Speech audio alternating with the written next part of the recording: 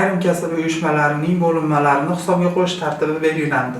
Hukumatning 10 fevral 2025-yil 72-sonli qarori bilan yuridik shaxs maqomiga ega bo'lmagan kasaba uyushmalarining bo'linmalarini va boshlang'ich kasaba uyushmalari tashkilotlarini hisobga qo'yish tartibi to'g'risidagi nizom tasdiqlandi.